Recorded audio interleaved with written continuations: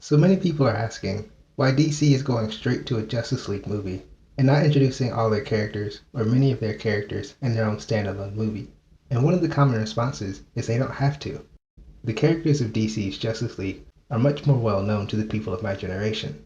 People like me grew up watching the animated series, so characters like Batman, Superman, Spider-Man, and X-Men are very well known and very well loved. But the characters of Marvel's cinematic universe didn't have these series and aren't as well known. So even Superman's Aquaman had more name recognition than Iron Man or Thor. With such name recognition, there's no need to introduce all these characters again as they're already known to most audiences.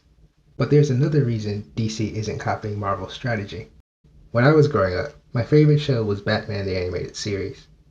It was a darker, grittier Batman than people had seen before on television, set in a realistic world where there was no aliens or magic or anything like that. The success of this more realistic Batman series, like the Nolan series, led DC to turn to Superman. When Superman the Animated Series also proved to be successful, DC decided they wanted to combine their successful Batman series with their successful Superman series. But in order to do this, they had to retcon the Batman series and effectively make it a new, different series.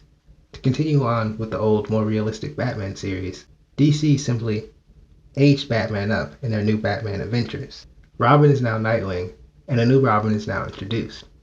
The two heroes met in a crossover event called World's Finest, where Batman and Superman kind of battle each other before teaming up to fight the real villains. This led to other team-ups between the two series, such as The Demon Reborn, Girls Night Out, and my personal favorite, Nighttime, where Superman goes to Gotham City disguised as Batman. The upcoming Batman vs. Superman will be more like World's Finest, where Batman and Superman initially fight but then join forces, versus The Dark Knight Returns, the comic where they fight to the death. But after combining Batman and Superman, DC made a Justice League series, which was also very successful, but largely concluded the DC animated universe, whereas the Justice League movie is effectively the beginning of the new DC cinematic universe. Why isn't DC copying Marvel's strategy? Because they want to do their own thing. Again,